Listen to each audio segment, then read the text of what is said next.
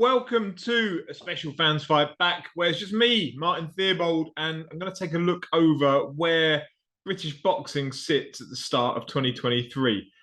The three major promoters, Frank Warren, Eddie Hearn, Ben Shalom at Boxer. Let's have a look at what they've announced to date, recording this on the 10th of January. So we can only go by what's been announced on their schedule thus far. It's been a strong out of the block start for Boxer. I think we'll start with the strongest of the three. They've announced up to kind of back end of February. I'm not entirely sure if it's officially announced yet, the Catterall versus Taylor fight, but heavily rumoured to be taking place February 26th.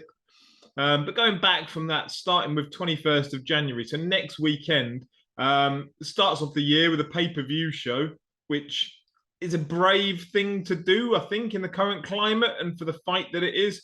Chris Eubank Jr. versus Liam Smith.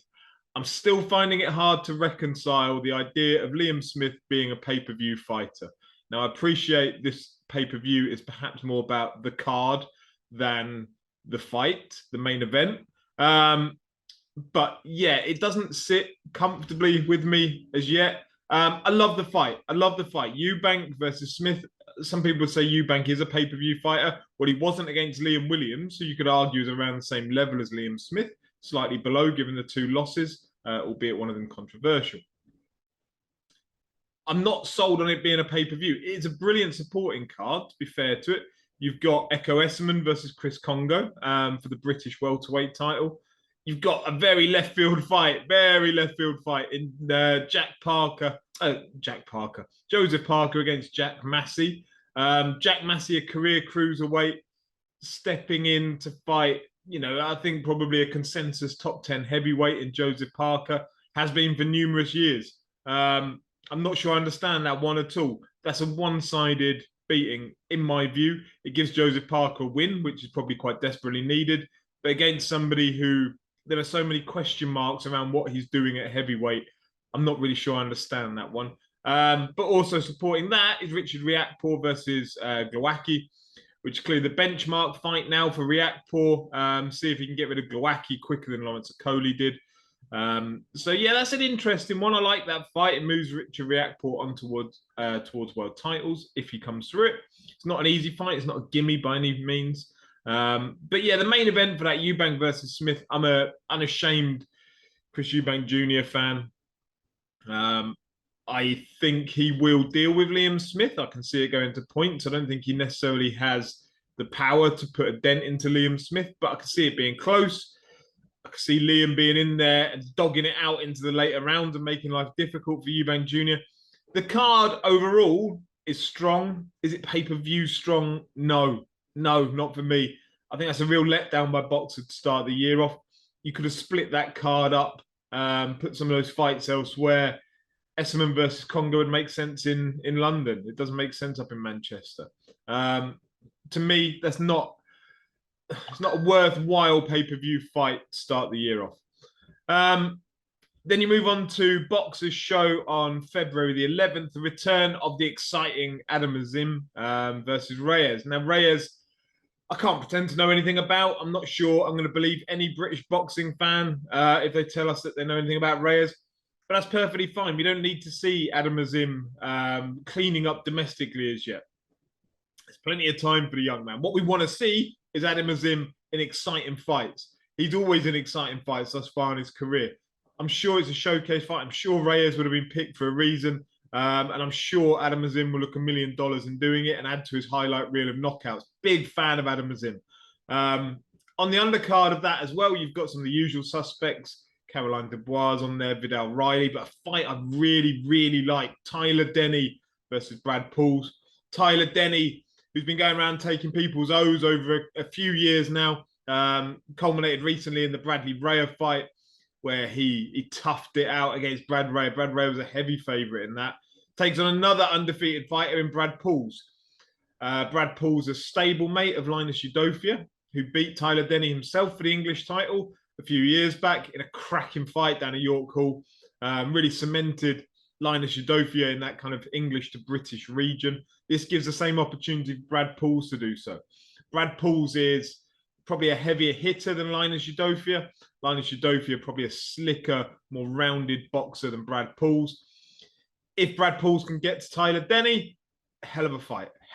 But Tyler Denny, we know he's teak tough. We know it'll take a sledgehammer to get him out of there. And we know that he can dog it out with fighters. So Brad Pauls got his hand full that night. But it's a great supporting fight for February the 11th. Again, decent card by Boxer. I like that. And then we move on and say February 26th. I don't think it's been confirmed yet, but heavily rumoured for the rematch of Jack Catterall versus Josh Taylor. First fight, so controversial. It's taken a very long time to get this remade. The talk of Josh Taylor moving up in weight hasn't happened as yet.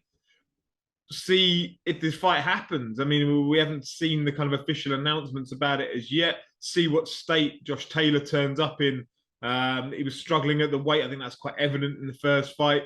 A lot's gone on since then. Ian John Lewis has left the British Boxing Board of Control, taking out legal action. That's maybe been the biggest news in British boxing of this year. Him along with Jeffrey Hines against the British Boxing Board of Control. February 26th, hopefully we see that. Josh Taylor versus Jack Catterall 2. Those are the 3 cards that have been announced by Boxer to start off the year. 3 good cards, 3 really good cards, assuming that Catterall Taylor happens February 26th. I would assume they will then start looking at a March schedule for Boxer through to the end of Q1. It'd be good to see them put something else on in that period through March. But their January and February schedule looking strong, looking the strongest out of all of them thus far. Huge credit to Boxer, huge credit to Ben Shalom for doing that, for getting those fights lined up. Look forward to their start of the year.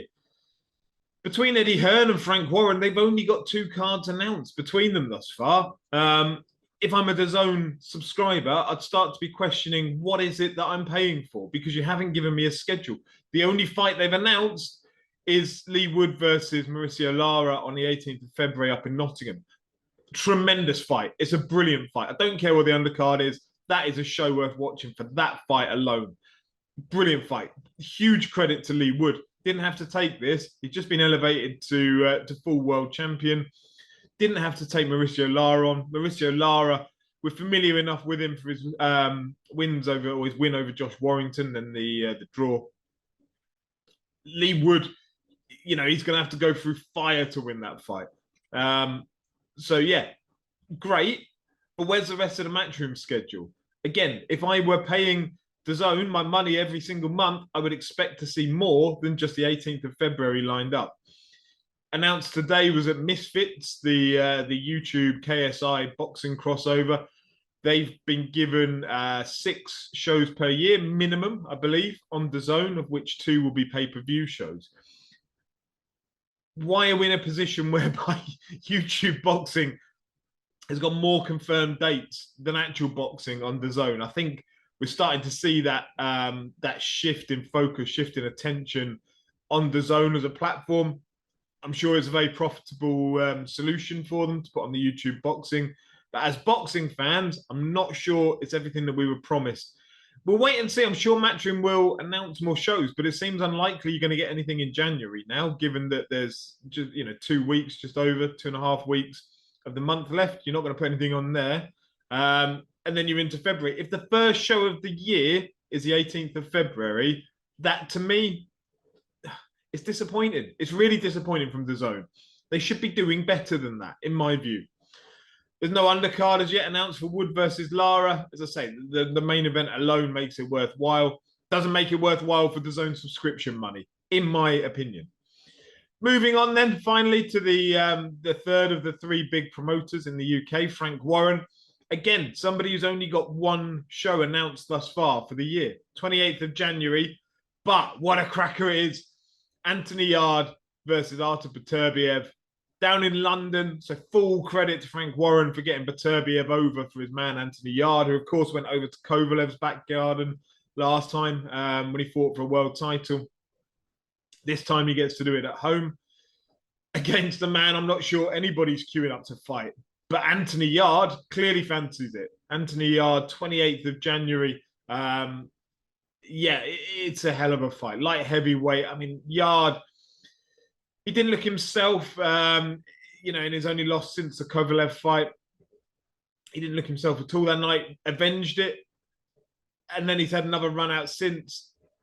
Is Beterbiev a step too far for him? Probably, yeah. But I think he's probably a step too far for everybody, maybe minus Bivol, a light heavyweight. But January the 28th, down in London, full credit to Frank Warren for putting that on. Again, though, as a boxing fan, what a BT sport giving boxing fans. Now, I get you get all the rest of the stuff with that subscription. Cool.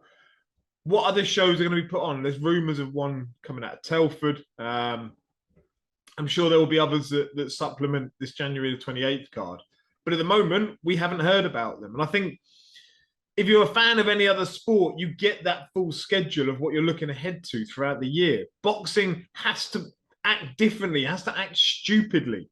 Why do these promoters not get their ducks lined up in a row at the beginning of the year and give us fans something to look forward to? I find it really bizarre. I know it's always been like that. January is typically a very quiet month, so maybe we're lucky to have Eubank Smith and Yard Beterbiev back-to-back on weekends. Maybe it's, we're more lucky than I realise, but that doesn't make up for the fact that there are no DAZN cards, there are no BT Sport Frank Warren cards scheduled for any time aside from the 28th of January, 18th of Feb. As boxing fans, I think we deserve better than that, because certainly, given that we're now nearly halfway through January, to start organising things for the latter end of the month would be almost impossible. And then you're looking at moving into February, moving into March. So you're going to go months, weeks without seeing any action. It's not good enough for me. So for that reason alone, fair play to Boxer, again, going back to their schedule, having those 3 fights lined up, those 3 events, plus add into that the prospect of Lawrence Okoli landing on the channel for his defence, which Boxer won the purse bid for. We'll see if that ends up through the courts, see if that ends up as a legal challenge from Eddie Hearn and co. But in the meantime, full credit to Boxer, full credit for their schedule. Roll on 21st of January and British boxing gets going. Move on from that, January the 28th, February the 11th, February the 18th. It starts to become, as a sport, it's an okay schedule. We start to see weekends back to back to back with decent fights. But the fact that it's so fragmented, so splintered, means as fans, you have to have all these different subscriptions going on to be able to watch what you want to watch. I would like to see the major promoters supplement those big events with something else, whether that means engaging with small hall promoters and being able to bring their product onto your platforms to plug the gap where you're missing weeks of action, give a bit more budget to the small hall shows, build those up. I don't know what it is, but at the moment, 2023, it's not a good enough start by those big ones outside of outside of Boxer.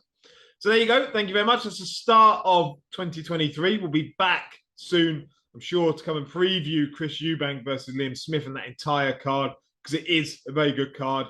It's not a pay-per-view, in my view. For PitchBoxing, thank you very much. We'll be back soon.